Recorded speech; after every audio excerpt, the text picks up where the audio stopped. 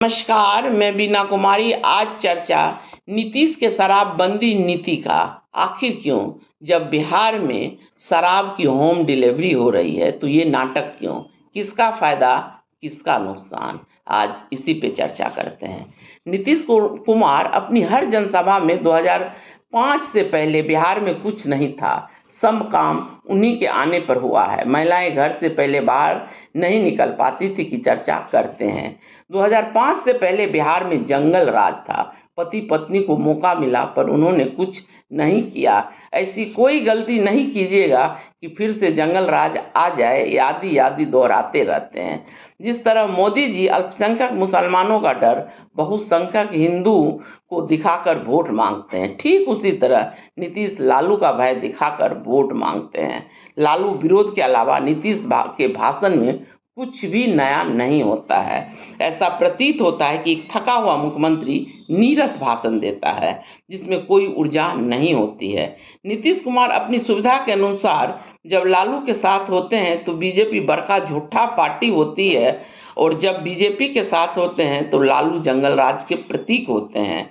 यह नीतीश का रंग है, उसका अपना ढंग है। नीतीश अपने भाषण में 2005 से पहले के बिहार का या कहिए लालू के 15 साल के शासनकाल की कितनी भी बुराई कर ले, आलोचना कर ले, वह अच्छी तरह जानते हैं कि जब तक लालू मजबूत है नीतीश की राजनीति चलती रहेगी।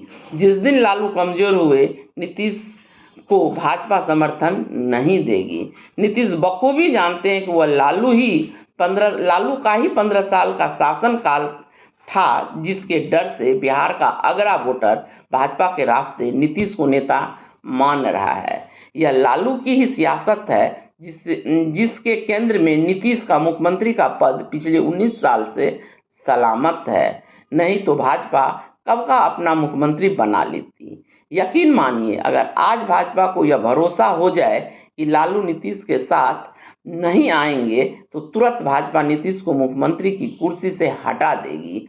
इस बात को नीतीश भी बढ़िया से समझते हैं, जानते हैं। खैर, यह राजनीति की तो वह विद्या है जिसकी चर्चा हर जगह है, पर आज के वीडियो में नीतीश के राज में शराबबंदी को समझने का प्रयास करते हैं। किसी भी चुनावी जनसभा में आपने शराबबंदी की चर्चा सुनी? क्या नीतीश कुमार ने शराबबंदी के नाम पर वोट मांगा? अगर शराबबंदी नीतीश की उपलब्धि है तो उनको इनके नाम पर वोट मांगना चाहिए था, पर नीतीश शराबबंदी की चर्चा भी चुनावी मन से करना जरूरी नहीं समझते हैं।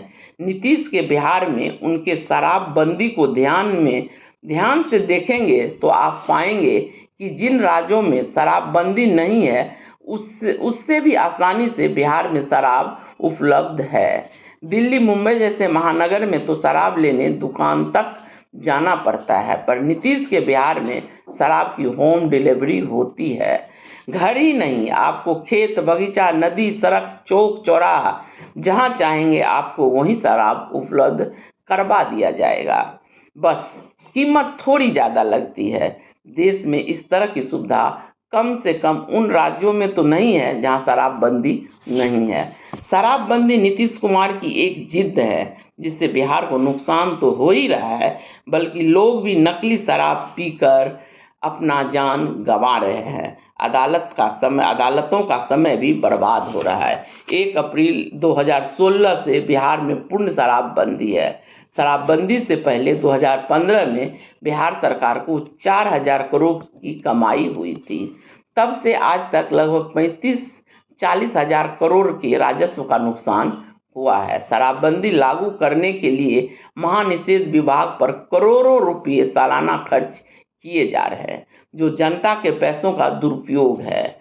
बिहार में शराब से जुड़ा एक अंडरवर्ल्ड तैयार हो गया है, जिसके कारण हर साल अनुमानित तौर पर 10,000 करोड़ का काला धन पैदा हो रहा है, पर इन काले धन के सौदागर को कोई नहीं पकड़ता है।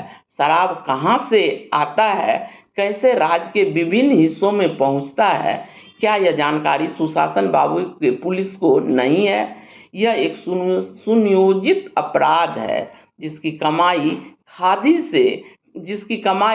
खादी से खादी तक पहुंचता है। भले ही शराबबंदी की वजह से सरकार को राजस्व का नुकसान हो रहा हो, पर इस धंधे से जुड़े लोग सत्ता के आसपास के लोगों का राजस्व दिन दूना रात चौगुना वाली रफ्तार से बढ़ रही है।